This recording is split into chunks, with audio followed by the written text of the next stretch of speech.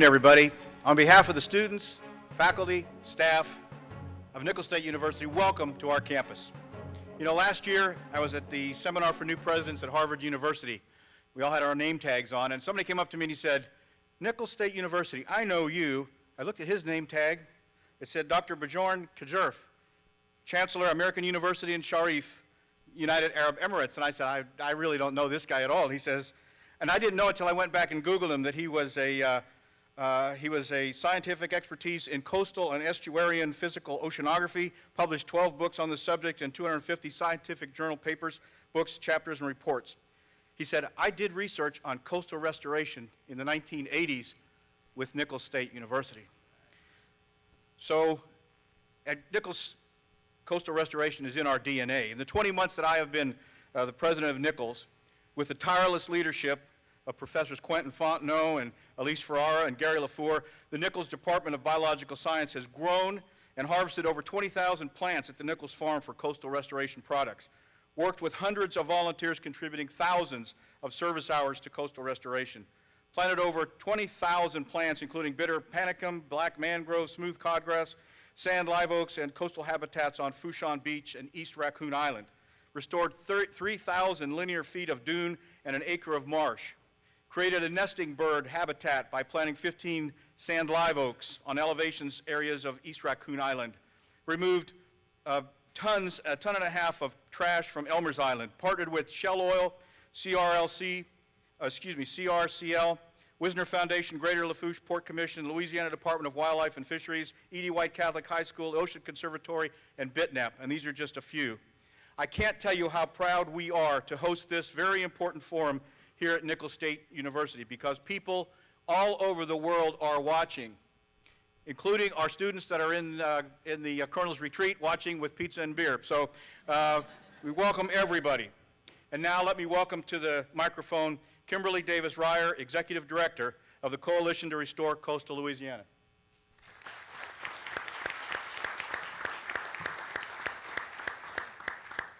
Welcome everyone to our Coastal Issues Forum. This is the first time that these candidates are in one place together for the specific purpose of discussing coastal issues, the challenges that we all face together and the opportunities. It's exciting, it's important, and the timing is excellent. So I want to thank Dr. Murphy and Nicholls State for having us. This is the perfect place to be for this discussion. I want to thank the candidates for being here this afternoon, and thank all of you for being here. It's really exciting to see a large crowd, an enthusiastic crowd, and to know that you're here because you care deeply about our coast. I also want to thank our partners. CRCL organized this with the help of 27 organizations ranging from economic development groups, chambers of commerce, sports fishing groups, hunting groups, quite a mix. And I think it's important to point out that diversity because it highlights the breadth and depth of concern about this issue in our state at this time. Okay? So as we all know, we're facing a slow catastrophe. We're losing land at an alarming rate.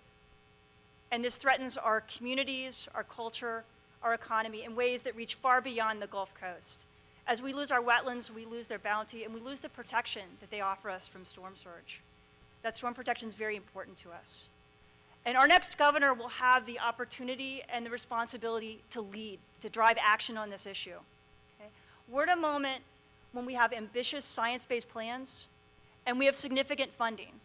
It's not enough, and I think we'll discuss that quite a bit this afternoon, but we do have significant funding to get started. And this is the time when we move from planning to action. So one of these gentlemen is going to preside over a period of ambitious implementation of new restorations policies and projects. We're going to see many new projects, and we're going to see projects that are larger, more complicated, more expensive, and arguably more important than anything we've seen so far. So success is going to require unprecedented leadership, coordination at all levels of government and with the private sector, and political will. Okay? This will be a legacy issue for our next governor. We're making progress, and I think we should be hopeful, and I think it's very important to be hopeful, but we really need to ask ourselves, are we doing enough? Are we doing it fast enough? And at every turn, we need to ask ourselves, how can we do this bigger, better, faster? Because it's important to our future in this place. Okay? So before we turn to the candidates, I'd like to introduce Congressman Graves from the 6th District, which encompasses this area, former chair of the Coastal Protection Restoration Authority, and well-known champion of our coast. So, Congressman?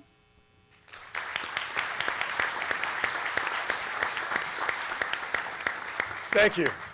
You know, if this forum were called 20 or 30 years ago, I think I could probably count on one hand the number of people that would have showed up.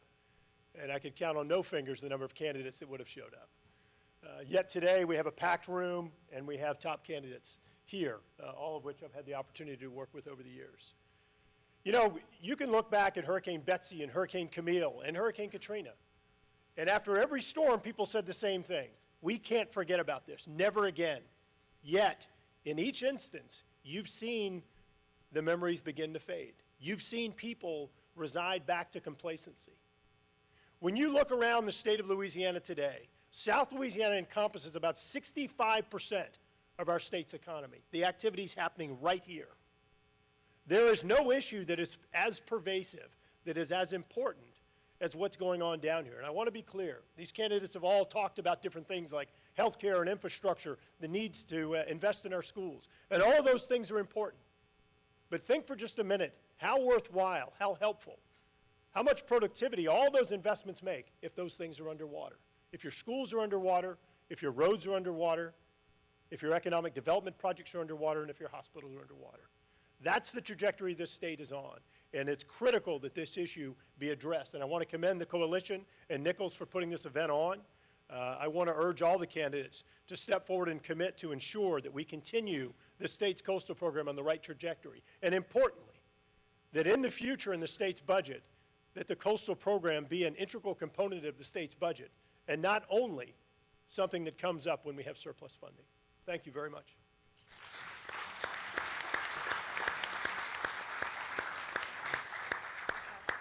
Great. Now I'd like to introduce our moderator, Pierre Connor. Pierre is CRCL's board chair and also the president and head of sales, research, and trade for Capital One Securities. Pierre is an avid sportsman. He spent most of his youth in Jefferson Davis and Vermilion Marshes, is this correct? And cares deeply about the issues we're going to discuss this afternoon. Thank you. Thank you very much, Kim. I, too, would like to welcome everyone to the Coastal Issues Forum. This evening, we are solely focused on one topic. How will our next governor deal with the issue of coastal land loss?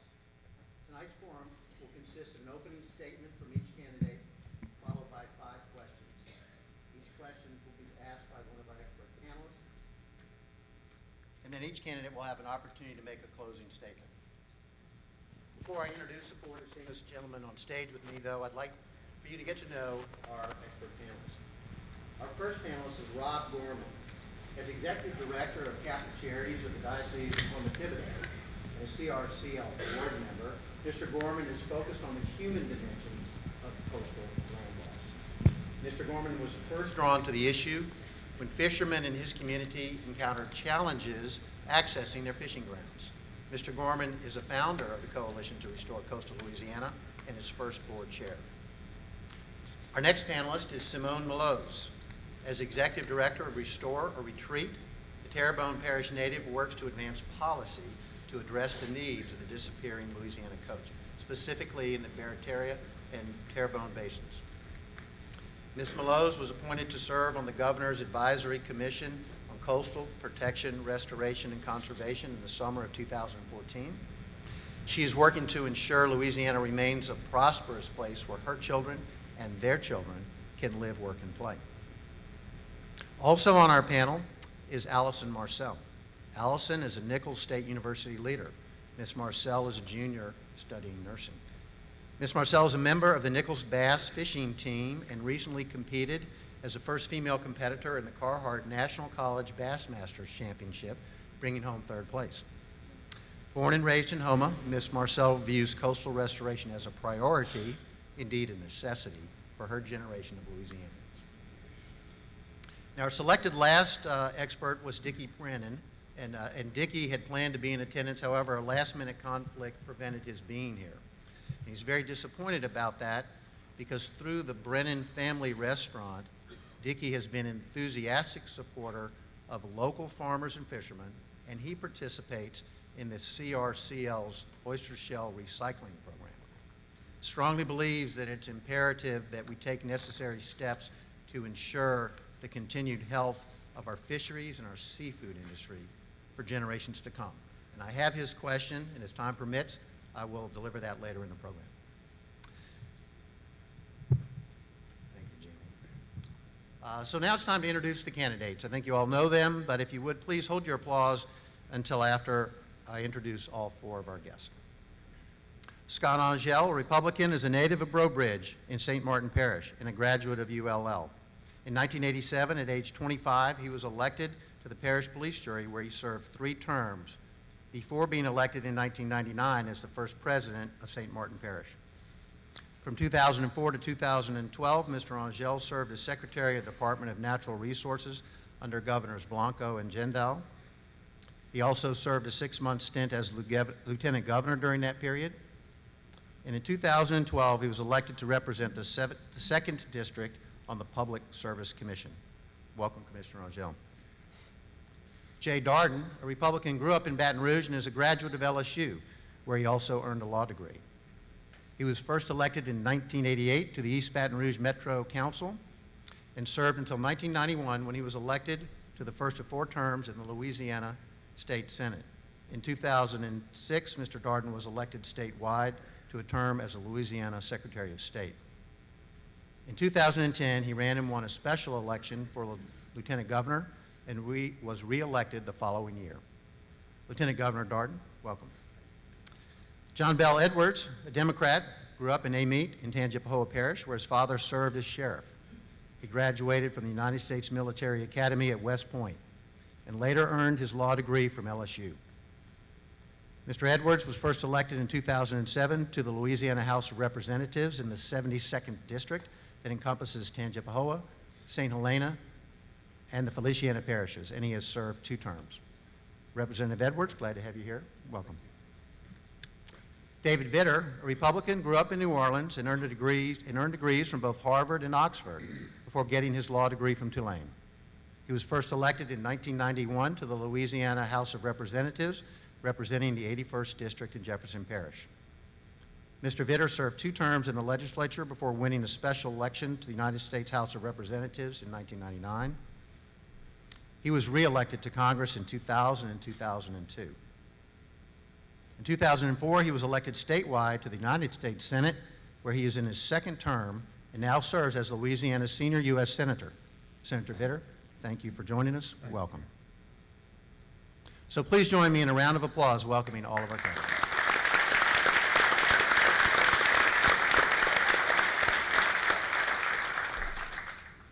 Thank you. So first we'll have some opening statements. The candidates have agreed to go in rotating alphabetical order throughout the evening. Each of you will have 2 minutes to have an opening statement. Commissioner Angel, you will be the first this evening. Thank you. Thank you. It's great to be on the banks of historic Bayou Lafourche on the beautiful campus of Nicholls State University. I'm excited about the future of Louisiana. I am absolutely excited about the possibilities of being your next governor. And I'm excited about working with each of you as we together lead a generation of Louisianians using the best science and engineering to restore and protect coastal Louisiana. As a resident of a parish partially within the coastal zone, my fight did not start yesterday. I've always believed that Louisiana is not and never will be an either-or state, that at the same time we enjoy some of the best hunting, camping, fishing, and hiking on the planet, we proudly produce the energy to fuel this great nation. Ours is a working coast, and what we need today is a working governor with an understanding of the dynamics of coastal Louisiana from the Sabine to the Pearl. I humbly submit to you today that no one in this race has demonstrated more of a commitment to coastal Louisiana than I have. And that commitment started with an understanding not of the physical assets of coastal Louisiana, but of the people and the families that have been here historically. And that the solution to coastal Louisiana was not a top-down, Baton Rouge-driven solution. It was about listening and learning from last names like Dupre and Dove and Chaubert and Petrie and Curall and Colley and Richard and all of the folks who are from here. Together, we changed the Constitution, and working together in the aftermath of Katrina, I knew we needed something radically different. And that's why I brought forward something called the Coastal Protection and Restoration Authority. Something radically different, taking away the silos of state government, finally embracing that it's one system, that in fact the barrier islands protect the wetlands protect the levees, and the levees protect the people. I'm excited to be here, I'm excited to work with you, and I'm looking forward to a great discussion this afternoon. Thank you very much. Lieutenant Governor Darden. I thank all of you for being here today and addressing what is truly the most pressing issue that Louisiana is going to face in our generation if we want to leave the proper generation for our children and grandchildren. I began my career in public service as a Baton Rouge Metro Councilman. My district flooded shortly after I got elected.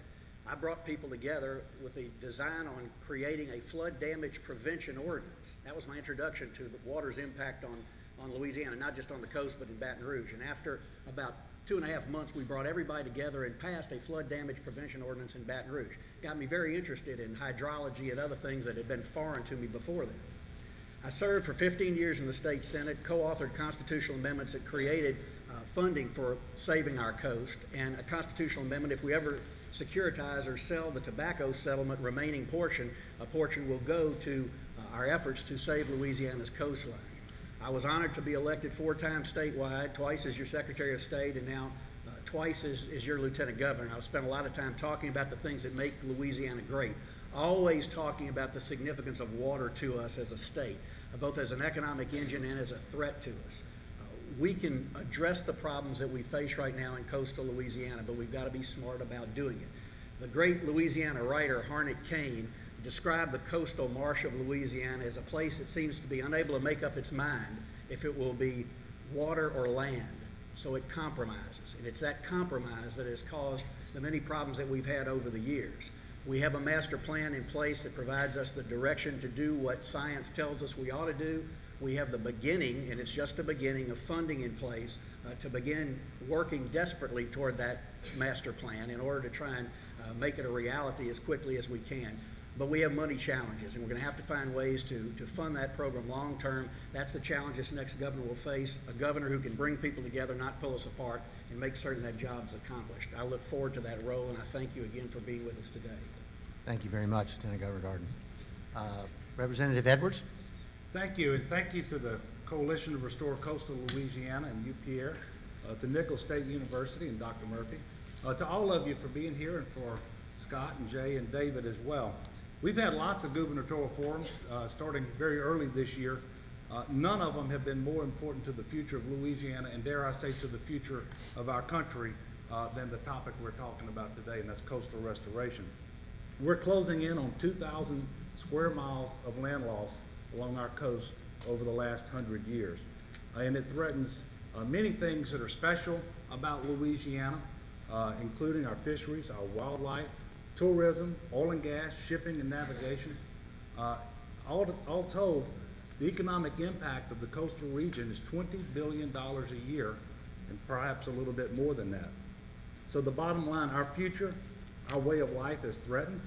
This is an immediate crisis, and it requires good leadership, not unlike many other challenges facing Louisiana today. Real leadership and honest conversation is what's required. Building consensus and getting results in a bipartisan way with real, authentic leadership. That has been my record as 8 years in the legislature. That was also my record of providing good leadership throughout my 8 years in the United States Army, where I served as an airborne ranger and a company commander in the 82nd Airborne Division. It also is leadership that I would learn and developed at West Point as a cadet. I know that leadership has to be from the front and by example. A leader has to be present and engaged. We've not had much of that lately from our governor. That changes when I'm governor. In short, I'm running for governor to put Louisiana first. That we need to do that, and that certainly includes a faithful implementation of the Coastal Restoration Master Plan. I'm excited about our future. I'm excited about working together in the things that we will do to restore our coast. Right. Thank you, Representative Edwards. Senator Vitter. Thank you, Pierre, and thanks to the Coalition for hosting this really important discussion. Thanks for all your work. And also to Dr. Murphy and the Nicholls State family for having us on campus. Louisiana has enormous challenges. We're in a ditch. That's obvious every morning when you pick up the paper. But I'm even more convinced that we face historic opportunities if we face those challenges head on with strong leadership and real solutions. That's why I'm running, to build a team, because it takes a team, to provide strong leadership and real solutions to meet those challenges head on. Not kick the can down the road some more, not play politics with it, not play political games, but hit it straight on. And certainly for our very survival, one of those key challenges is protecting and restoring and stabilizing the coast. Now, this doesn't happen by accident. And certainly, it takes a lot more than vague political rhetoric or throwaway campaign promises. And so I've very methodically built a campaign, reaching out to others, collecting very detailed, concrete ideas to provide that leadership and those solutions. It's come together in a plan that we've put together called Together Louisiana Strong. It's at davidvitter.com. Tonight you have an excerpt, which is the chapter on restoring the coast, and I'd commend those details to you. I'd also point out in the plan my detailed record is outlined, including on this topic. When I went to Congress, the first bill I ever passed as a freshman was the Lake Pontchartrain Basin Restoration Act in my district to the east of here. The most recent legislation I've passed, I authored, far broader, the 2014 Water Resources Bill. Enormous steps forward at the federal level on this issue, and I was involved in between with the Restore Act and other key parts of that work. Great.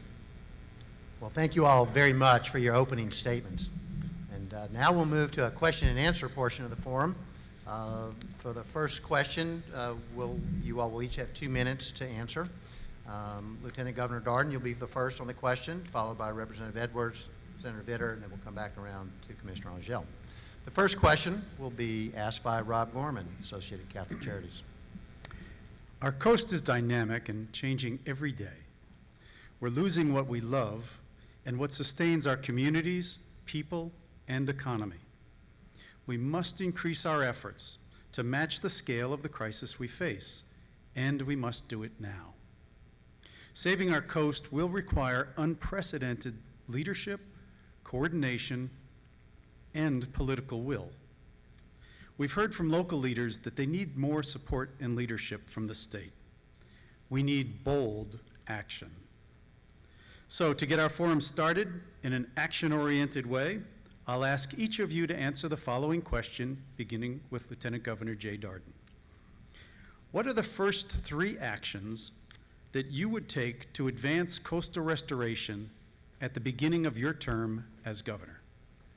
First thing I will do is pick up the phone and call Senator Vitter in Washington, our senior senator, and ask him to arrange a meeting of the entire delegation in Washington to explore the possibilities that we need to pursue for additional funding to implement the master plan, first of all, so we know what paths we should pursue.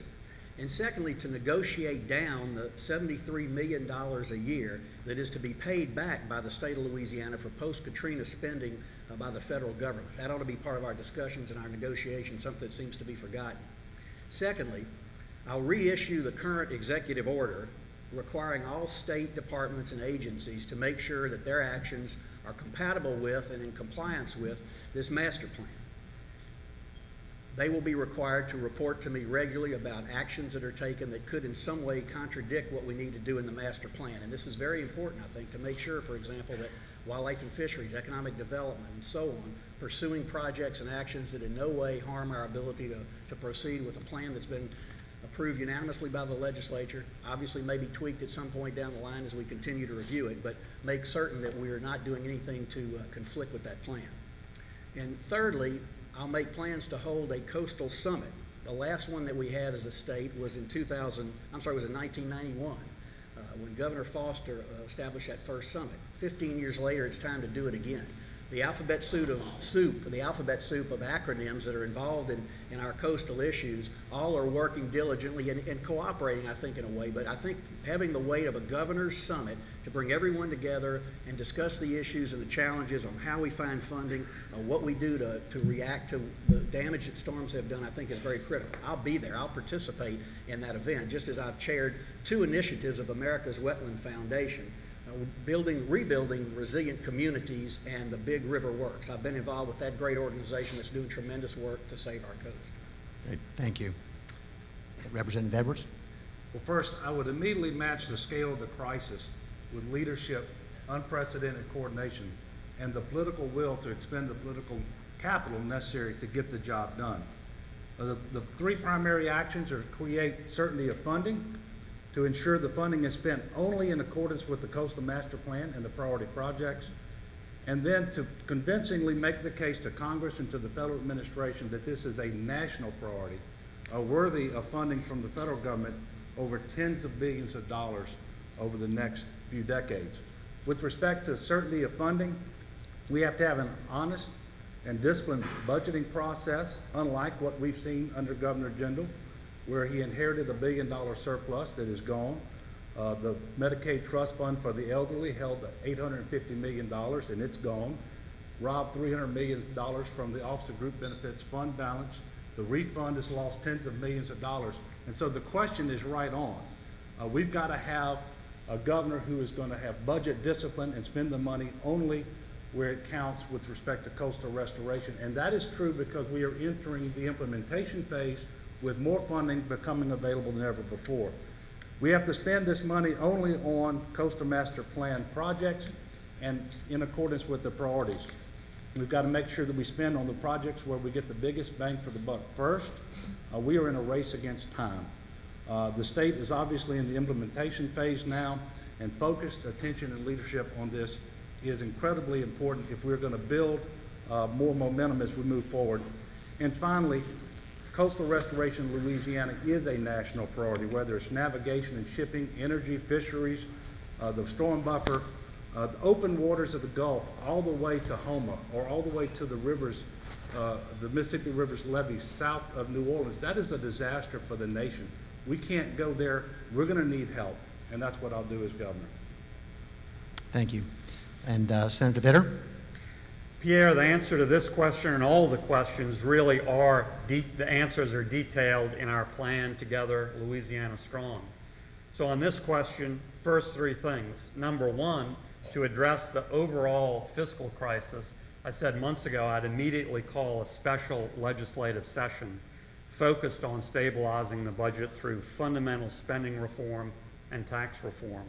Where it intersects this issue is that the coastal fund is one of those areas I would put completely off limits in terms of solving our overall fiscal problems. In fact, there have been proposals that I have supported, legislative proposals, to provide greater protection against one-time transfers from that fund. I would support those and other protections as we solve the state's other fiscal issues. Number 2, and again it's in the plan, I would take 3 to 5 major projects from the Coastal Master Plan and tremendously accelerate them and push them hard so that we're actually putting shovels in the ground and building within a few years. We cannot study this to death. If we study and study and study tomorrow, it will be too late. We need to do, and I'll take those 3 to 5 major projects to highlight and accelerate those, to be doing work and to be building hope.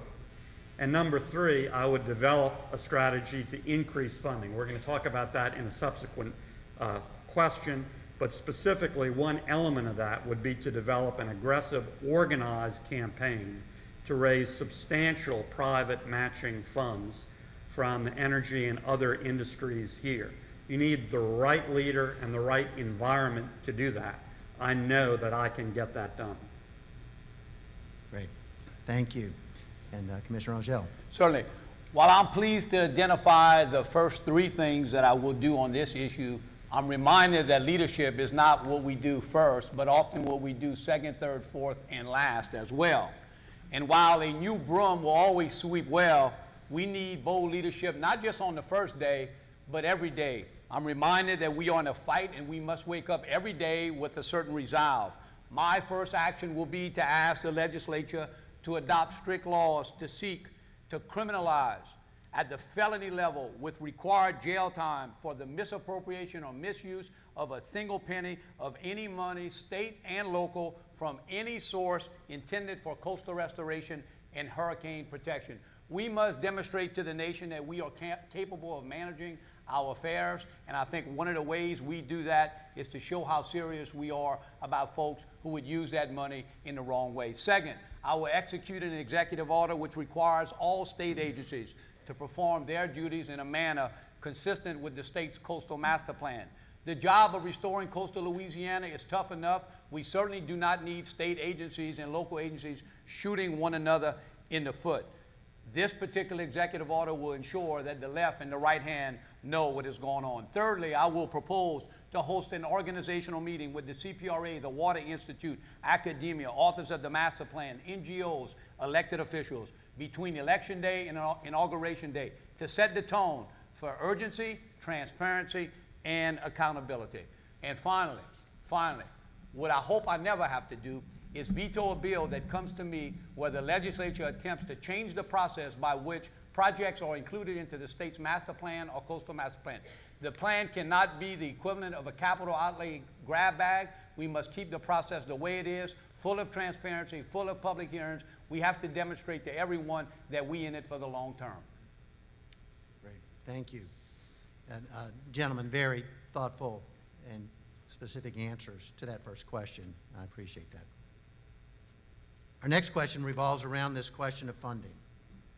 So the funding for coastal restoration and protection. Gentlemen, because of the complexity of this one, we've allotted 3 minutes to answer, beginning with you, Representative Edwards. Simone Mallows will, with Restore and Retreat, as our next panelist, ask the question. Thank you, Pierre. Coastal restoration is expensive, and as we continue to lose our coast, the costs will only continue to rise. Soon, the state will have billions of dollars to spend as 2 new major funding sources come online, the BP settlement and revenue sharing from GOMESA. This is a sizable investment, but it is not enough. To implement the full suite of projects needed to restore and protect our coast, we will need adequate, sustainable, and reliable funding over time. In the long term, sustaining our coast will require solid federal, state, and local investment and support, as well as the willingness of private interests to invest in their own protection. And to attract these dollars, we will need to show results. In the near term, there will be pressures at the local, state, and federal levels to use available dollars for purposes other than coastal restoration and protection. As governor, how would you ensure funds dedicated for coastal restoration are spent as intended to maximize results and to not be redirected or rated for other purposes, no matter how compelling? And how would you secure additional funding that we will need to fully implement our state's master plan? Representative. Thank you, Simone. Thank you, Simone, for the question. First, we've got to fix the structural deficit that has led to diversion of funds for unintended purposes. We've had a deficit now for 7 years. This most recently was $1.6 billion, but you need to know a deficit is forecasted for the next 5 years of no less than $1 billion each year. We need to do that by reducing or eliminating tax giveaways that don't work, cost too much. The state government has created $700 million worth of new tax giveaways since 2010, all the while that Nichols suffered a 50% loss, 58% loss in state general fund of over $20 million a year. We need to accept federal tax dollars back to help us meet our obligations to our people, grow the economy in a way that produces net new revenue, and never, ever outsource tax and fiscal policy to Grover Norquist or any other special interest outside of Louisiana. We've got to provide real and principled leadership with budget discipline, working with the legislature and state agencies and local government. Don't use dedicated funds to launder one-time money into recurring revenue, as too often has happened in the past. And we have to budget honestly and with discipline, remembering that money is fungible. And so you've got to have a governor who's committed to doing these things, and I can assure you that I am. For coastal restoration, the focus must be on securing adequate funding that is reliable and sustainable over time. We are entering the implementation phase, and even though we haven't only identified a tiny fraction of what we need to do the $50 billion plan, which is rapidly increasing to $100 billion over 50 years before we've even done the first formal 5-year revision. But because of the BRO Act, Go Mesa, Restore, NERDA, and the BP criminal fines, we do have money coming in. And we've got to make sure that we spend it only in accordance with the plan. As your governor, I will do that. We got to stretch the dollar. We got to get the most bang for the buck. I will use the governor's office to work with local governments, for example, to cost share on projects that are fully consistent with the master plan, but making sure that those local governments in the 19 parish coastal region are using their money in order to implement the coastal master plan as well. We need to do that with private landowners. We have 3 companies that own over 1 million acres of land. They have obligations to restore that land as well. And working with the private landowners, we can actually make the dollar stretch and do some more of the coastal restoration work set forth in the master plan. But we can't do this if we're irresponsible. So we must be wise stewards of the available funding. Otherwise, we will never be able to convince Congress that this is worthy of a sustained investment of tens of billions of dollars over the coming decades, which is what we're going to have if we're going to be successful. We have one chance to get this right. I'm committed to being the governor that exercises the leadership to get it right. Thank you. Senator Vitter? Well, Simone, as you noted, we have some very important pieces of the puzzle on funding that have come together in the last several years. And I think it's very important and useful background that I've been super involved as a member of the federal delegation in all of those successes. Drafting and passing Go Mesa revenue sharing. You know, we in Louisiana had talked about revenue sharing for 50 years and never got it. Finally, working together, we got it at the federal level. I was very, very much a part of that team in the federal delegation that did it. The Restore Act, dedicating 80% of the Clean Water Act funds from the BP disaster to the disaster and the affected coastline. I was there every step of the way to draft and pass that, to reach out to colleagues, to work as an overall delegation in a bipartisan way, and other issues related to BP. So those are important pieces of the puzzle. Now, moving forward, the first part of the question is how do we protect what's there from getting raided? Well, 2 ways. I mentioned the first in the previous answer. We need greater protection for the state's Coastal Protection and Restoration Fund. I would support and pass that and put that off limits. But the second answer is, quite frankly, personal leadership and doing whatever it takes as governor just not to stand for it, vetoing appropriation bills, if necessary, that raid those funds. Ultimately, that's what it's going to take, and I will make an absolute commitment to be that governor and veto, if necessary, those raiding of those funds. And then the second part of the question is moving forward. How do we identify additional funds, additional resources? Again, it's going to take a strategy and several elements. Let me mention 3. I've been working at the federal level and making progress at connecting the dots, if you will, between the enormous mitigation requirements under federal law for wetlands mitigation and the coast. Too often, we have federal mitigation requirements, and it has no impact on the coast. We're buying piney woods outside of Alexandria, Louisiana. Well, no offense to central Louisiana, but that's not the wetlands crisis we're facing. I've passed reforms to move that mitigation to the coast, and we can go further. Number 2, I would lead a coalition of other states, governors, and members of the Senate and House to expand and accelerate domestic energy production and revenue sharing. And number 3, as I noted in a previous, answering a previous question, I would develop a very aggressive, organized campaign to raise substantial private matching funds from private industry that depend on us, that have their home in Louisiana. Great. Thank you.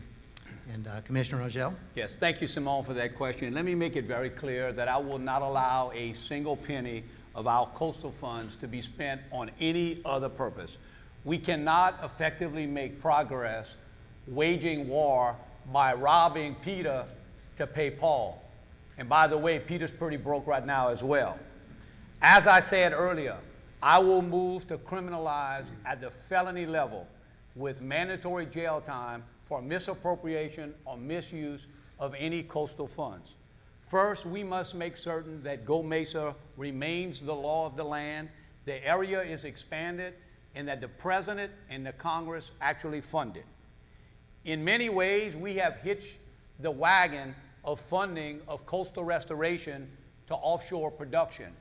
We must continue to make certain that the Gulf of Mexico is a viable and competitive place to explore and produce hydrocarbons. Second, we must make certain that the funds within the Coastal Trust Fund, the State Coastal Trust Fund, are protected and are off limits to any kind of sweeping or raiding. Third, we must seek to renew the federal act, the QIPRA Act, set to expire in 2019, but when so doing, we should ask Congress to fold those revenues into the Go Mesa as a direct appropriation to the states. While QIPRA has served a good purpose, we are beyond the demonstration project era, and we need to use those financial resources in conjunction with a holistic approach on master plan implementation. Less bureaucracy and more construction would yield itself if we got rid of QIPRA and folded that into Go Mesa. Fourthly, regarding the Restore Act and the Go Mesa appropriations that go directly to the parishes, we have an opportunity to match, to provide an incentive for those parishes to actually contribute to master plan projects within their jurisdictions. By incentivizing them to do that, by matching those dollars, we gain an opportunity, certainly, to get more bang for the buck. As the person who drafted the legislation to create the Coastal Financing Corporation, I think we should always keep an eye on market conditions and production records to determine whether or not it's a good time for us to bond any of the offshore revenues if our implementation plan allows us to spend that money fastly. Fifthly, we should certainly think of in lieu mitigation. We certainly should not allow boutique mitigation. We should combine that money. The Corps of Engineers certainly won't allow us to do that now. We'll have to change that so we can use mitigation in a big, broad way. Thank you very much. Lieutenant Governor Darden?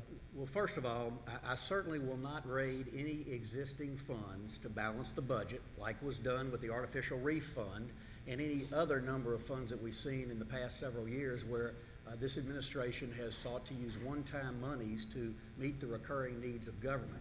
Any one-time monies that become available to the state as we go forward, we ought to be thinking about this particular use for those one-time monies, because there's no greater investment we can make than trying to ratchet down what is going to grow to be probably a $100 billion program instead of the $50 billion price tag that we now see on the Coastal Master Plan.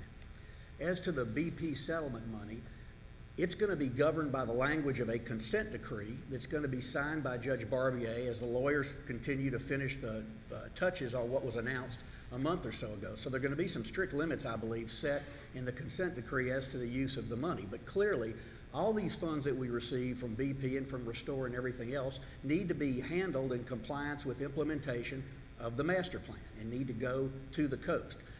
Wherever there's doubt, the benefit of the doubt needs to go toward funding the Coastal Master Plan. And whatever flexibility the state is afforded in the language of either the legislation or the consent decree, we need to have a governor who is going to commit to using that flexibility to make certain that we invest dollars in the programs that we need to implement in accordance with the master plan. As to future funds, obviously we've got to maximize our use of federal dollars, and we've got to have a leader who is committed to going to Washington and putting together a coalition of people who understand the need to protect not Louisiana's coast, but America's wetland. I chaired, as I said earlier, 2 initiatives. One of them was the Big River Works, all about the Mississippi River and its impact on America. All the states along the Mississippi participated. and all talked about the significance of the fact that that river empties into the Gulf of Mexico through only one state, ours, and how dependent all the states in America are on Louisiana through its port system, its energy programs, its seafood production to satisfy the needs and the demands of America. We need the assistance of America to make sure that this program is implemented. It's as important to the people in Sheboygan and Chicago as it is to the people in Shreveport and Shongaloo, as it is to the people in Chauvin and Chack Bay. Everybody needs to understand that this is America's wetland and we better be about the business of saving it. Obviously, our budget is going to be a major issue, and we're going to have to restructure our budget. We've talked about this before. All of us have talked about the fact that we've got to have special sessions to restructure Louisiana's budget in a way that is going to make our budget more stable so we don't get into a situation where either a governor irresponsibly or a legislature irresponsibly uses money to meet recurring needs of government that could satisfy the single purpose of saving America's wetland, and we better be about the business of doing that. I'll also talk to these oil companies and make sure that they contribute as well. Great. Thank you, Lieutenant Governor Darden. Thank you.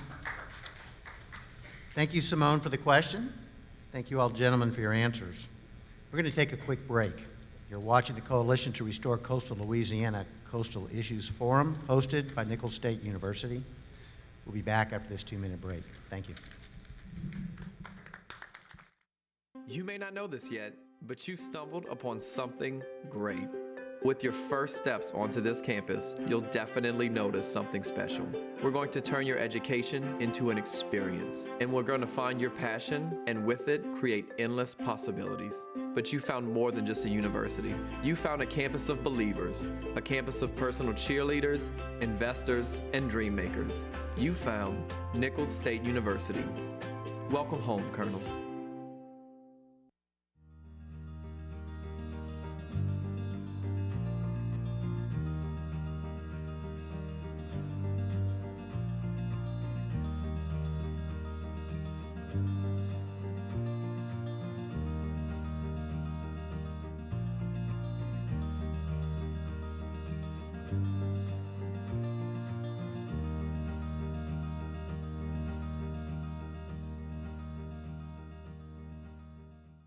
Louisiana oysters, salty, sweet, and delicious.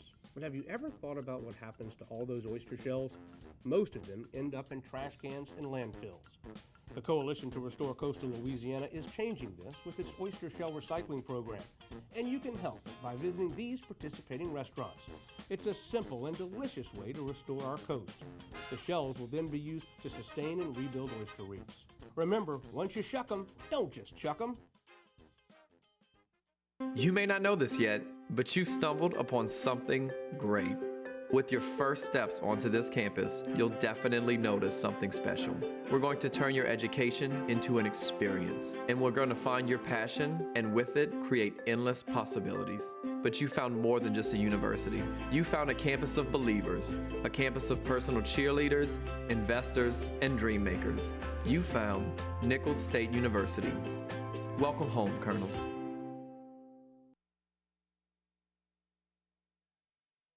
Restore Coastal Louisiana Coastal Issues Forum. I'm Pierre Connor, the board chair for the Coalition to Restore Coastal Louisiana and your moderator for tonight's forum. I'm joined by all 4 candidates for governor, Commissioner Scott Angel, Lieutenant Governor Jay Darden, Representative John Bell Edwards, and Senator David Vitter. Senator Vitter, you'll have the opportunity to answer this next question posed by Nicholls State University student Allison Marcel. You all will each have 2 minutes to answer the question. Allison? As a young Louisianian thinking of my future here in coastal Louisiana, I am encouraged that the state has a comprehensive science-based coastal plan. I understand that our next governor will preside over a period of ambitious implementation, a period in which we'll be moving into the tougher challenges from the straightforward, simpler projects to some large, complicated phased projects. As governor, how would you ensure that important, larger, and more complicated projects that are critical to success according to the science are implemented without delay? Thank you. Senator Vitter? Well, thanks, Allison. Great question. And let me say I'm encouraged because of you here and how well you represent your generation. I'm very encouraged by that new generation of Louisianians. You know, ultimately, this question, I think, focuses on leadership and demands leadership. And I would do 3 things specifically and exhibit 3 specific brands of leadership that would get big, important, more complicated projects done.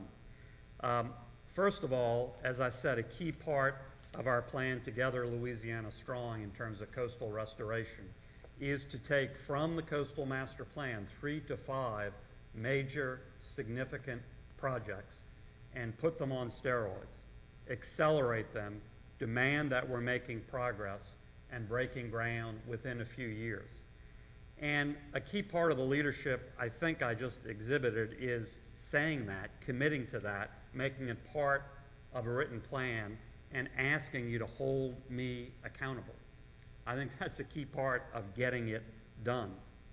Secondly, I would make sure everything we do in the Coastal Master Plan, executing the Coastal Master Plan, is and remains science-based, not politics-based. We're pretty good in Louisiana at making things politics-based. That would be disastrous. I'm not very good at that. I'm not very good at political BS, and I will keep us on a science-based track. And third, I would be very hands-on, particularly on those 3 to 5 key projects, meeting regularly, demanding that we're making progress, answering tough questions, just as I've been hands-on with key core projects here in the area, working at the federal level. And you can ask local leaders like Dwayne Bourgeois and Wendell Curall and Simone and Reggie Dupre over in Terrebonne. So I would exhibit that type of leadership too. Great. Thank you.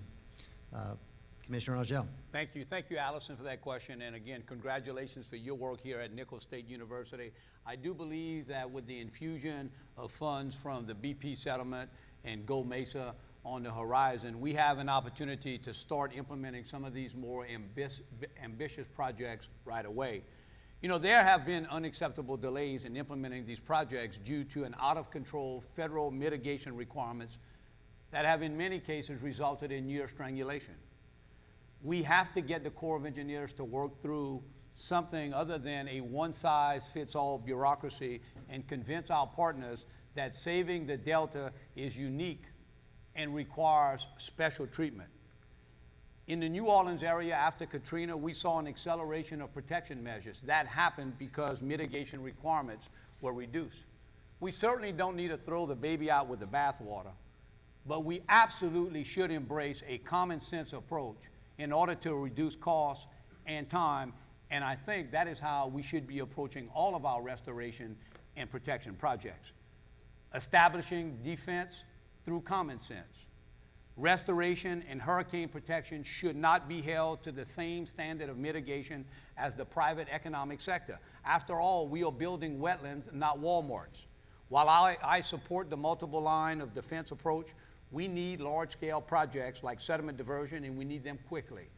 If we can take bold action with these type of projects, I'm sure that we can be the generation that can turn the clock and begin to build more land than we are losing. Thank you.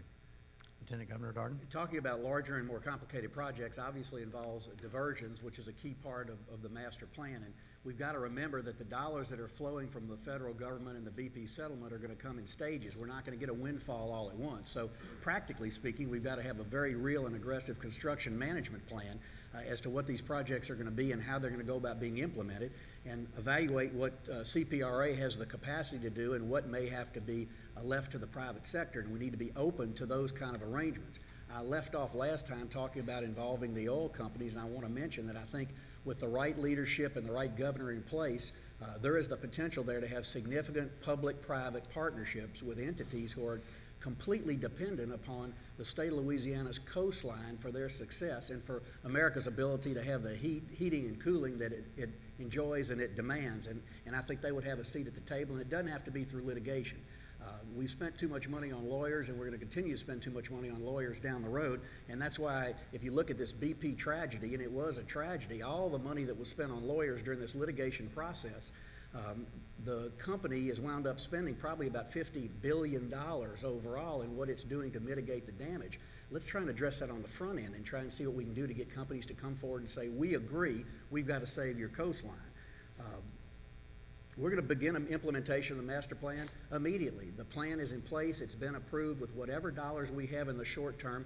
Let's get started. Let's get started aggressively. Let's make certain that we're committed to certain projects and seeing them through with whatever dollars may become available. And let's make sure we've got the proper checks and balances in place to have the engineering work done, to have all the permitting process done as we're awaiting further projects coming online. It sounds like it's a relatively simple process, and I know it's not. Scott mentions the problems we have with the Corps and other federal regulations and what have you. We've got to establish good relationships with these partners. They've got to have somebody they're dealing with that they can trust and they can believe is doing everything for the right reasons. Great. Thank you. Representative Edwards. Unfortunately, the largest, most important, most complicated projects are the ones that are the most controversial. It's the fear of the unknown, the adverse impacts on the ecology, estuaries, fisheries, vegetation, on the economy and jobs, in short, on our way of life. And people in Louisiana are passionate about these things, and they should be. But that's why this is going to require real leadership that is present and engaged, leadership from the front. It's going to require an all-hands-on-deck approach, and those are the things that I will do as governor, with a willingness to expend the political capital necessary to ensure success, insisting always upon a transparent and open process with public input and a cost-benefit analysis with an emphasis on the socioeconomic impact of these projects. And I think it will help if we move forward with these projects to restore the coast along with mitigation projects to make sure that we maximize the benefit and minimize the harm and we reduce opposition to these projects. And we have to have a leader, and I will be this leader, to clearly articulate that the worst thing we can do is just maintain the status quo. We are now in an implementation phase, and we have to move forward as money becomes available, and we have to do it by following the science. And this includes adaptive science, so that as we complete one project, we see what the results are from our observations, and we make changes going forward to make sure that we're always improving and applying the best possible science. And we need to create science-based centers of excellence at our universities. Partnering with the Water Institute of the Gulf, with higher education in Louisiana, including right here at Nichols, it'd be a good way to increase funding to this university, which we absolutely need to do. And we have top-notch scientists here in Louisiana. We need to take advantage of them and make sure that they're studying things that are real impact here in Louisiana going forward. Thank you, gentlemen. Thank you, Allison, for the question. So the next question we'll read comes from Dickie Brennan. I'll pose that in his absence, and it deals with balancing important restoration projects with our abundant fisheries and the issues about diversions. And candidates, again, will do 2 minutes to answer, beginning with Commissioner Angel. So, pretty obvious, but Louisiana is blessed with bountiful fisheries and wildlife, and we lead the nation in the production of shrimp, oysters, crabs, and crawfish, and nearly a third of domestic seafood that is consumed in the contiguous United States comes from our waters. Millions of Louisianians and visitors enjoy sport fishing and duck hunting, and that generates significant revenues. The restoration projects that will be critical to the long-term future of coastal habitats, especially diversions of water and sediment, which are the center of the state master plan, will cause changes to an already changing landscape, making fishing better in some places, more challenging in others in the short term. I think what Mr. Brennan would like to know is, Governor, how would you advance river diversions as critical projects? Commissioner Angel. Well, I certainly want to thank Dickie and the entire Brennan family for their contributions to Louisiana. That's a great question. I particularly appreciate pointing out the value of our wildlife and fisheries resources. And certainly much of the activity around our coastal resources is what makes Louisiana this unique slice of America. It's much our joy of life, our joie de vivre, that must be preserved. As he said in his question, it's not only important to the economy, but it's important to our way of life. So yes, we must advance river diversions by using best science and engineering, no doubt, to reverse the land loss that we have experienced here in Louisiana. We certainly need to look at the example what happened at Wax Lake in the Atchafalaya Bay, a perfect real-world example of how a diversion can work. It's the only part of the coast that is actually building land through the natural delta building process. For over 4 decades now, every coastal report, every scientific expert, every engineering expert has agreed that we must reintroduce the river into the estuaries it created if we are to achieve long-term success at restoration. The review that is currently underway by the state to identify the sediment budget and to make sure that we are undertaking these projects in a responsible manner should be one of the last remaining steps that guide us and present a path forward to river diversions. And it's not too early to identify where initial degradation may take place as a result of the diversions, and we need to be able to employ dredging and land building on those areas to compensate for their loss. We certainly have to minimize the impact to our oyster folks and our shrimp folks, absolutely. I certainly believe that the fisheries are already beginning to migrate, seeking different habitat. My position is that if we don't do something, we risk the overall fisheries collapse. My belief is not an either-or situation. I think we can do both. Great, thank you. Lieutenant Governor Darden. Our master plan is predicated on 2 concepts. First, that we've got to build land, restore land, and secondly, we've got to reduce risk from storm damage. And clearly, key components of the master plan are diversions. We don't have any diversion schedule right now, but I understand some may be ready to come online as early as 2017. We need to be ready to move, and we need to be ready to move quickly. But in doing so, and identifying the impact of diversions, we've got to look at 3 different things. We've got to look at science and make sure the science correctly tells us what we ought to be doing by way of diversions of the Mississippi. We need to look at the operational aspect of creating those diversions. And then and this is critical, we need to be monitoring the ongoing effectiveness of those diversions and what the impact is on the various fisheries of Louisiana. This morning I gathered in Baton Rouge with the tourism industry. We're having our tourism summit right now. We talked about all the things that make Louisiana great, all our many passions. And clearly food, recreational activities are huge portions of that. And there are various sectors in the fishing industry that are dependent obviously on certain types of water and certain types of breeding grounds and habitat for the various types of water life that we're providing to the rest of the world. It's a critical part of our economy. We have to make certain that we're sensitive to the needs and the demands of those industries. But the key is going to be coordinating those activities. Someone who can bring people together, sit around a table, find out where we agree, understand where we disagree, and then go forward and implement this plan, which has got to be accomplished in accordance with science and for the best interest of the people of Louisiana. The Atchafalaya Basin is an absolute model for diversions because it's adding land naturally, and we need to take advantage of what it has been able to do naturally, recognizing that man has now controlled the Mississippi River, shaped its destiny with the levees that were constructed after the flood, and now it is man again that is going to be attempting to take advantage of smart science to divert the Mississippi and potentially let it go where it really wanted to go if man had not interfered. Thank you very much. Representative Edwards. Simply put, diversions are the backbone, the central component of Coastal Restoration Master Plan because it's the loss of sediment replenishment from the Mississippi River that has actually caused most of the land loss. And there's going to be a fear of the unknown. You've got recreational and commercial fishing interests that have a real concern. And that's why we have to absolutely apply the very best science, whether it's modeling, analysis, engineering, design, construction. We've got to have the best possible cost-benefit analysis with an emphasis on the socioeconomic factors. We've got to acknowledge that there's a greater good to be served, even though there may be temporary consequences and inconveniences that we would all rather not have to endure. We have to employ mitigation projects simultaneously with the restoration projects like diversions in order to make sure we minimize those consequences. And we have to clearly understand that this is a long-term approach to restoration that ultimately protects and preserves our way of life. It has to be sufficient to overcome the rise in sea levels and subsidence. And we also have to understand that diversions are going to be permanent. We can overcome a lot of the opposition, I think, if we will have flexibility in operation of the diversions. We can do this by pulsing the diversion flow so that we actually divert more water when there's the highest concentrations of sediment in it.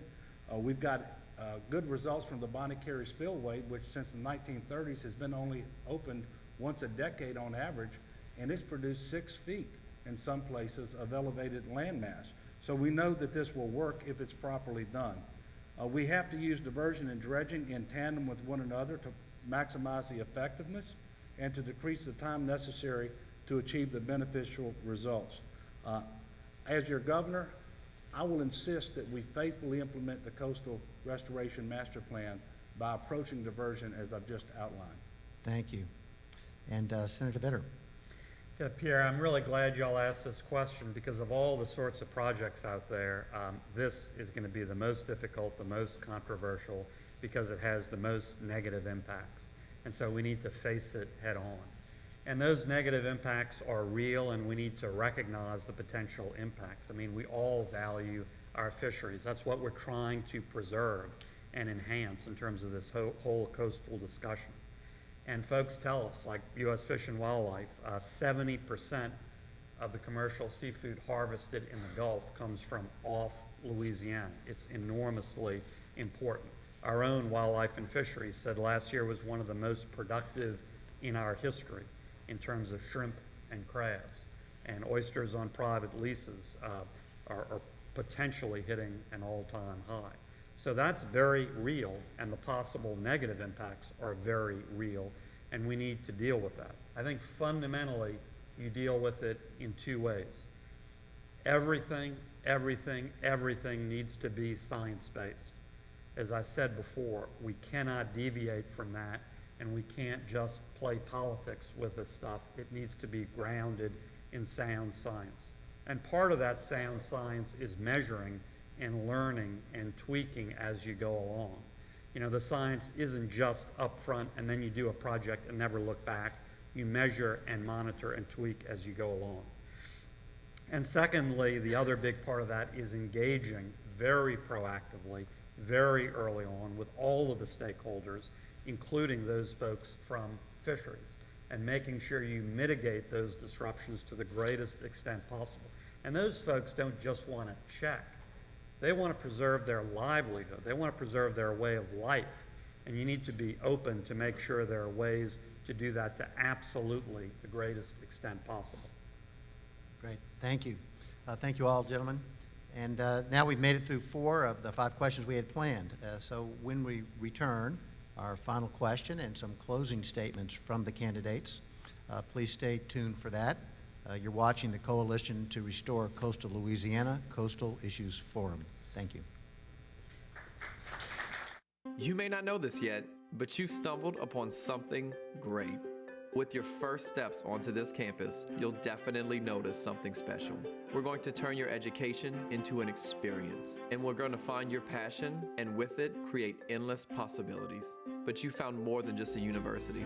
You found a campus of believers, a campus of personal cheerleaders, investors, and dream makers. You found Nichols State University. Welcome home, Colonels.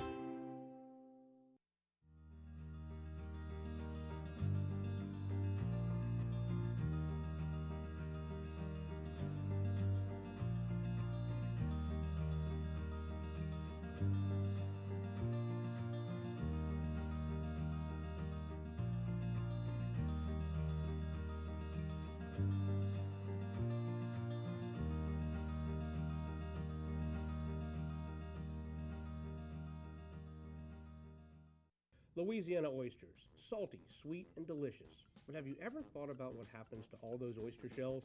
Most of them end up in trash cans and landfills. The Coalition to Restore Coastal Louisiana is changing this with its oyster shell recycling program, and you can help by visiting these participating restaurants. It's a simple and delicious way to restore our coast. The shells will then be used to sustain and rebuild oyster reefs. Remember, once you shuck them, don't just chuck them. You may not know this yet, but you've stumbled upon something great. With your first steps onto this campus, you'll definitely notice something special. We're going to turn your education into an experience, and we're going to find your passion, and with it, create endless possibilities. But you found more than just a university. You found a campus of believers, a campus of personal cheerleaders, investors, and dream makers. You found Nichols State University. Welcome home, Colonels. Welcome back to the Coalition to Restore Coastal Louisiana Coastal Issues Forum hosted by Nichols State University. I'm Pierre Connor, Board Chair for the Coalition to Restore Coastal Louisiana, and your moderator this evening. I have the pleasure of asking the final question, and I've asked the candidates if they would just give us a 60-second answer, please. We'll start with Lieutenant Governor Darden. The context of this question is that coastal restoration means sustainable economic activity, obviously, if not even economic growth. It's not only a restoration activity critical to protecting our infrastructure and supports current activity, but it also offers us the potential to create and strengthen a new restoration economy. As we invest billions of dollars in complex, large-scale, and highly technical projects, opportunities abound for government and private sector to work together and build the capacity of our state. As a governor, what would you do to ensure we take full advantage of this opportunity? How would you incentivize innovation in coastal restoration and protection efforts in a way to accelerate restoration of the coast? And again, if we could limit to about a minute. Thank you. Thanks, Pierre, for the question. To all the panelists, thank you for your involvement today. Let's start with universities. We want to get Tulane and its program, LSU, Sea Grant, and other initiatives, and most importantly, the Water Institute that's coming online, all working together to kind of help us figure out what we can do to create innovations in design for these type projects. We're going to talk a lot about Louisiana's tax code. For example, I want to reduce income tax rates personally and corporately and eliminate a lot of exemptions and exclusions and credits. But this may be an area where we want to create some innovative credits for businesses that are able to complete work quicker and with new innovations. It may be something we absolutely ought to explore. It ought to be built into the bids of people who are going to be undertaking these projects that we're talking about implementing in pretty short order. It is a tremendous opportunity to create, in essence, an economy driven by science and driven by new types of construction that are underway to make sure that the diversions and other programs become a reality. It may be a great opportunity for us in the private sector and public-private partnerships with Louisiana universities. Great, thank you. Representative Edwards. Every crisis presents an opportunity, and coastal erosion is no different. Real, tangible, and lasting benefits on a huge scale, other than the restoration of our coast, which is extremely important, are ours for the taking in terms of economic investment, development, job creation, enhanced state and local revenues to meet the needs of our people.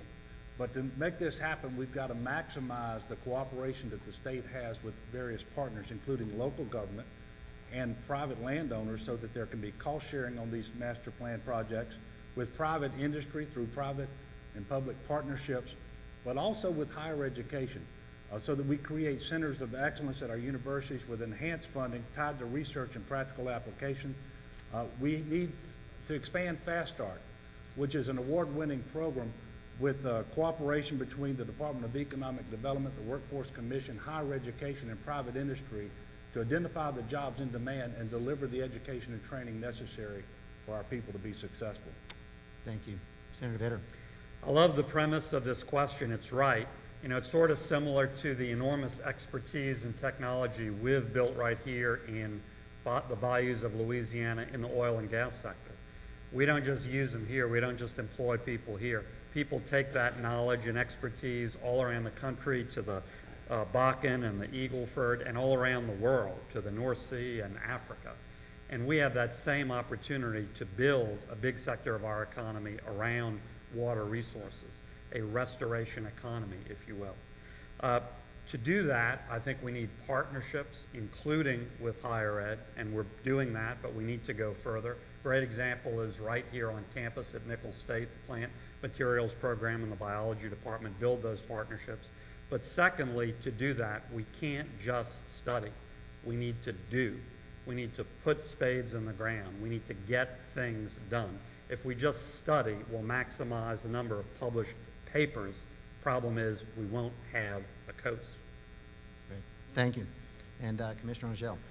Yeah, certainly. Thank you for that question. And I would say that my vision is that the entirety of coastal Louisiana would become centers of excellence, and that's a plural on centers of excellence. I don't believe we ought to have one zip code and one big stone building in downtown Baton Rouge that becomes the epicenter of everything we do. We have absolutely got to use all of our university systems. We've got to use the variety of folks that we have in so many zip codes in coastal engineering and science and plant biology and river management and sediment management and certainly in fisheries research. No doubt this should not be a top-down driven situation. A program of this scale needs innovation, and not all the great ideas come from the big stone building downtown. They sometimes often come from the bayou. And let me make it very clear. While there is room under the tent for talent from across the world and across the globe, and we want it, let us be careful to make sure that Louisianians who begin to sound the alarm about the vanishing coast are part of the recovery and the opportunities for their families as we restore coastal Louisiana. Great. Thank you, Commissioner Rochelle. Well, that does it for the question and answer portion of our forum. Now I'll move to some closing comments. Each candidate will have 3 minutes. Please hold your applause until all 4 candidates have spoken, if you would.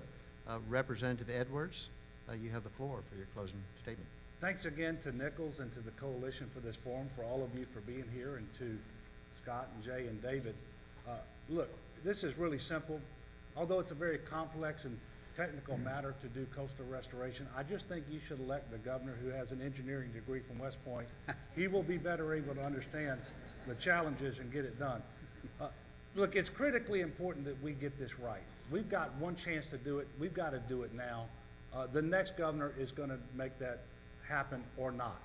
As your next governor, I will make it happen. We're going to have real leadership, not a political agenda. We're going to follow the science. We're going to follow the plan. We're going to implement the projects in accordance with their priorities, and we're going to achieve the most good while doing the least harm. We're going to do this by bringing all the stakeholders to the table, and I will expend the political capital necessary to make sure this happens and that we have success, by bringing Democrats and Republicans and independents to the table, and not just people from South Louisiana, because the people in North Louisiana get a vote too. And the truth is, this is important for the entire state. This is important for the entire country. And it's going to take the next governor to make that obvious and apparent to everybody. We have to be good stewards of the funds to which we are going to be entrusted here very shortly as we start the implementation phase.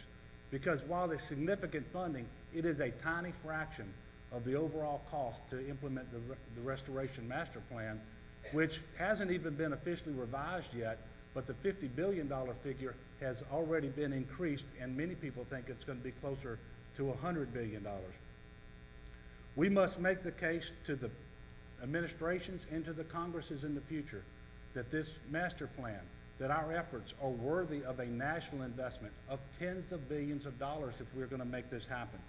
We're going to have to demonstrate that we've been good and responsible stewards of this funding, and that we've implemented our Coastal Restoration Master Plan, and we haven't diverted funding for unintended purposes.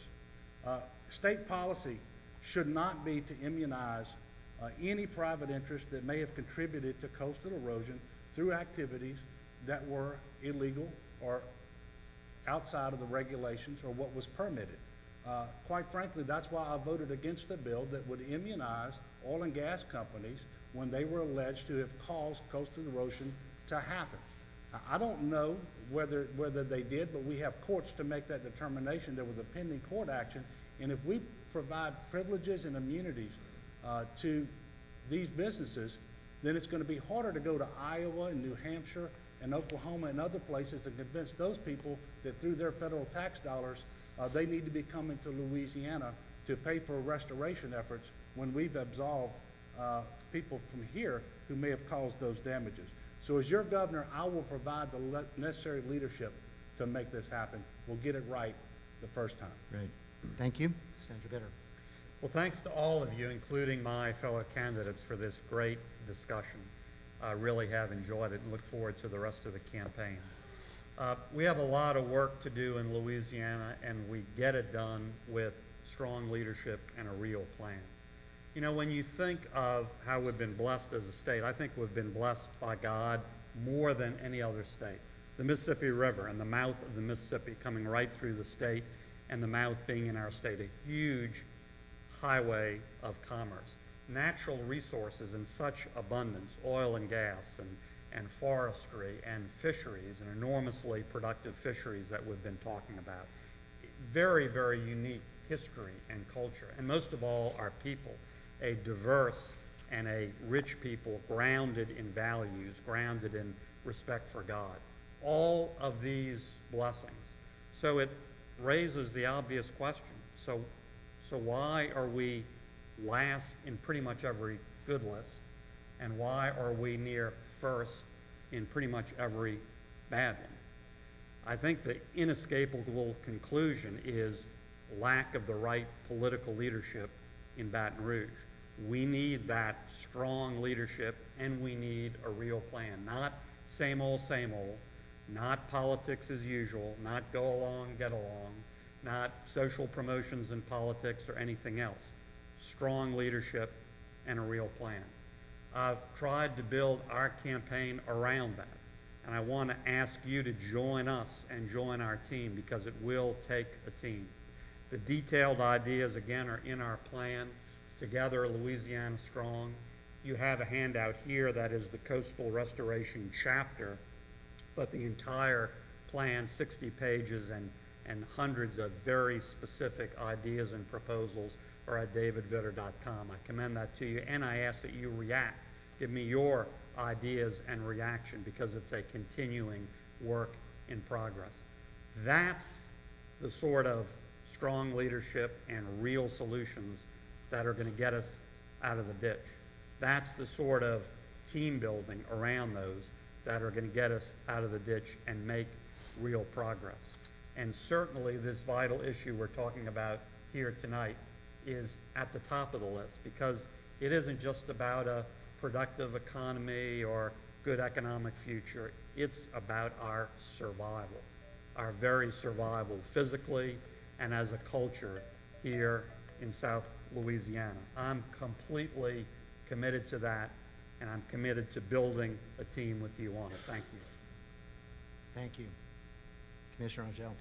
Thank you. I want to thank Nicholls State University for hosting us here, and certainly the coalition for bringing us together, working through a variety of scheduling conflicts to make sure that we were all here. This is a great day in Louisiana in August, as we now some 65, 68 days away from the election. But as I travel Louisiana, I'm reminded every day that folks tell me that we some 20 days away from the beginning of football season and the beginning of hunting season, and they believe that's actually more important. I do get it, and I do understand that. Look, I believe our greatest days are still ahead. I will always believe the sun is rising in Louisiana, and yes, we have some challenges right in front of us, and I believe we meet those challenges head on this fall by electing a governor who does not need on-the-job training when it comes to coastal restoration, a person who has been there and done that, whether it came from running the Department of Natural Resources, whether it came from being a parish president, whether it came from working with so many of you as we went through levee reform in the wake of the Katrina and Rita, when it came to constitutional amendments, when it came to adopting the Coastal Protection and Restoration Authority, now criticized then for a bureaucratic nightmare, now recognized as the leading coastal agency in all of America. We've done some great things together. One of the things that I'm most proud of, I am the most bottom-up candidate in this race. I served 16 years in local government, more than anybody running in this race. And I believe when you start at the very bottom, and you ascend and you climb and you scratch and you claw and you try to get to the top of any profession, when you get there, when you arrive, you solve problems differently, you approach problem solving differently, you include, you know how to put your arms around people and try to make things work. I believe with all my humility, I am the person best suited to lead this state in the coming wake of some of the issues that we have. As the son of a conservative dad, I was taught the values of homework and teamwork and to never feel entitled. I'm the son of a conservative mother, a God-fearing mother who gave birth to 9 children and taught me that life begins at conception, and it's worth protecting and it's worth investing. I humbly ask that you consider me as a candidate for governor this fall, October the 24th. I will continue to work hard for all things Louisiana, and I do believe our greatest days are still ahead. Thank you. And Lieutenant Governor Darden. My wife, Kathy, and I will celebrate our 32nd wedding anniversary 2 days from now on August 20th, and we're going to do so by coming to Nicholls State University for the dedication of the John Foast Culinary Institute in the new building. Just one of the highlights that Louisiana is able to be a beacon to the rest of the world. People know us for our food, they know us for our hunting and fishing and recreational activities, they know us for our music, they know us for our love of life, and we need to make sure they know us as America's wetland. It's responsible for providing America with the oil and gas that heats and cools their homes and lets them get around in their vehicles and provides them with the crawfish and shrimp and crab and fin fish and every other seafood that they enjoy so much that it's only going to happen if Louisiana's coastline and America's wetland survives. And let's not forget the most magnificent port system in North America that is dependent upon Louisiana's coastline surviving. So you've heard from all of us, obviously, today that we recognize the significance of this challenge. It's got to be answered, and we're fortunate enough potentially to have the resources to get the game started. I served for 3 years on the Metropolitan Council in Baton Rouge, learned bringing people together to solve problems at the local government level is the best way to get things done. I spent 15 years in the state Senate. I authored a number of pieces of legislation. I like to think that they're legislation with vision. A constitutional amendment to direct money from the tobacco securitization to this very master plan. The motion picture tax credit legislation that created a new creative industry for Louisiana. The creation of the community and technical college system, which complements now our four-year universities to provide real workforce training for Louisianians who are anxious to take the many jobs that are on the horizon over the course of the next few years. I've run 2 state departments, the Department of State, the Department of Culture, Recreation, and Tourism. I've run them, I've managed them. I've handled budgets of $75 to $95 million and managed 700 to 800 people. No one else in the race has that breadth of experience that we need in our next governor. We don't need Washington answers. We don't need to import Washington back to Louisiana, where division is the name of the game. Political campaigns are about dividing people. Governing is about bringing people together. It seems to me in the last few years we've forgotten the difference between campaigning and governing. We need a governor who's going to bring people together and seize yet another God-given opportunity for this state. We've squandered so many in our adult lifetimes, but we're blessed with another one. Money to fund our coastal issues, economic development that's unprecedented. We have to have a person who has the demeanor and the temperament and the proven effectiveness in government to bring people together. This is an opportunity that we cannot squander. One of my favorite proverbs is, 4 things come not back: the spoken word, the sped arrow, the past life, and the neglected opportunity. Let's not neglect this opportunity. I ask you for your vote and your support. Thank you. Thank you. Gentlemen, it concludes our forum today. If everyone would join me in thanking them for their time. Fantastic. Good job.